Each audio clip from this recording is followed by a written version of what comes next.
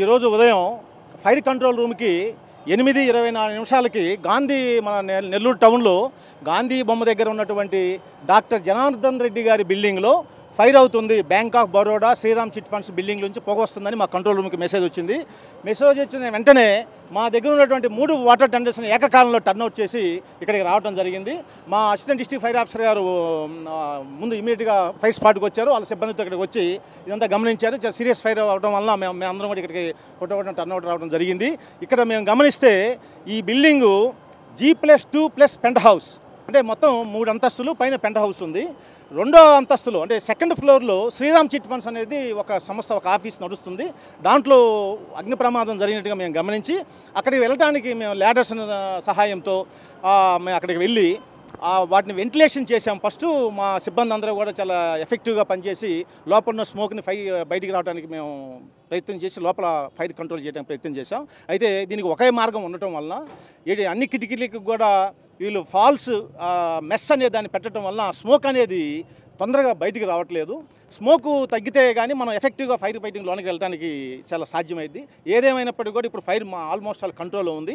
Building 4 వైపులా కూడా మనం వెంటిలేషన్ ఏర్పాటు చేసి కిటికీ ఏదైనా అద్దాలు ఉంటే వాటిని బ్రేక్ చేసి కొన్ని ఓపెన్ ప్లేసెస్లో బిల్డింగ్ని డోర్స్ని విండోస్ని ఓపెన్ చేసి స్మోక్ కూడా మొత్తం బయటికి పోతుంది. ప్రస్తుతం అయితే ఫైర్ అయితే కంట్రోల్లో ఉంది. Only Shriram chit funds office మాత్రమే ఫైర్, వాళ్ళ ఆఫీస్లోనే ఫైర్ జరిగింది. డ్యామేజ్ ఆ ఆఫీస్కి మాత్రమే, పైన రెసిడెన్స్లో కూడా ఎటువంటి ప్రమాదం లేదు. కింద బ్యాంక్ ఆఫ్ బరోడా కానీ ఆ కింద ఉన్నటువంటి ఈ షాప్స్ కానీ ఎటువంటి ప్రమాదం జరగలేదు. ఇంకొక 1 అవర్లో ఆల్మోస్ట్ ఆ స్మోక్ను కూడా కంట్రోల్ చేసేసి ఆ యజమానికి కానీ లేదా పోలీసులకు కానీ ఆ బిల్డింగ్ని కంట్రోల్ చేసి హ్యాండ్ ఓవర్ చేసి మేము వెళ్ళిపోతాం. Thank you. అంటే నష్టం అనేది ఇంకా ఫైర్ ఫైటింగ్ కంప్లీట్గా జరగలేదు. తర్వాత చాలామంది కాజ్ ఆఫ్ ఫైర్ ఏందని అడుగుతున్నారు. మేము ఫైర్ ఫైటింగ్ అంతా అయిపోతే కానీ అసలు అక్కడ లోపల ఏముంది, అంత చీకటిగా ఉంది. అది వాళ్ళ యజమానులు కానీ తర్వాత శ్రీరామ్ చిట్ వాళ్ళు ఏం చెప్తున్నారంటే అది ఎలక్ట్రికల్ షార్ట్ సర్క్యూట్ అయ్యిండొచ్చని అంటున్నారు. వాళ్ళ ఎక్స్పర్ట్స్ని కూడా తీసుకొని రావాలి. ఏఈ గారు వాళ్ళు కూడా వచ్చున్నారు. వాళ్ళు కూడా చూసి మొత్తం అందరం కలిసి మాత్రమే దీన్ని మేము కాజ్ ఆఫ్ ఫైర్ నిర్ణయించాలి తప్ప మేము ఒక్కలేం చేయలేము. ఇది సమిష్టిగా చేయాల్సిన. మాకైతే ప్రస్తుతానికి ఏమి ఆ స్మోక్లో ఏమి కనపడలేదు. మేము మా సిబ్బంది బ్రీతింగ్ ఆపరేటర్స్ ఎక్కడైతే లైఫ్కి సపోర్ట్ చేసేటువంటి ఎయిర్ ఉండదో అక్కడ బ్రీతింగ్ ఆపరేటర్స్ని ఉపయోగించి చాలా ధైర్య సాహసాలతో లోపలికి వెళ్ళారు. ఇప్పుడు కూడా అక్కడ లోపల ఫైర్ ఫైటింగ్ జరుగుతుంది. అది మామూలుగా మనం వెళ్తే 4 మినిట్స్లో 2-3 మినిట్స్లో మనం బయటకు వచ్చేస్తాం. అది అలా ఇది చాలా ఎఫెక్టివ్ కాంప్లికేటెడ్ ఫైర్ ఇది. మేము కింద బ్యాంక్కి కానీ పైన హౌస్కి కానీ ఎటువంటిది మేము ఎక్స్టెన్షన్ కాకుండా ఆపగలిగాము.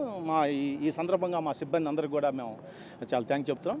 మీ అందరికి కూడా కృతజ్ఞత. ఉదయం సుమారు 7:45-8 మధ్యలో ఇక్కడ కొత్త హాల్ సైడు కిటికీలో నుంచి పొగలు నిప్పు వస్తుందని చెప్పి స్థానికులు మాకు ఫోన్ చేశారు. స్థానికులు అంటే ఎదురుగుండా టీ షాపులో అతను మాకు ఫోన్ చేశారు. మేమంతా ఇక్కడ కింద షాపులు నడుపుకుంటున్న వాళ్ళం. మాకు ఫోన్లు చేయడం జరిగింది. మేము 8:10, 8:15 లోపల ఇక్కడ వచ్చాము. వచ్చేతలకే పూర్తిగా దట్టమైన పొగ దాదాపు కనకమాల్ సెంటర్ దాకా కూడా అల్లుకోబోయింది. మేము హడావుడిగా వచ్చి ఇక్కడ చూడటం 2వ అంతస్తులోని Sriram chits and finance company సంబంధించిన బిల్డింగ్లో అగ్ని ప్రమాదం జరిగినట్టు మాకు ఇక్కడ తెలిసింది.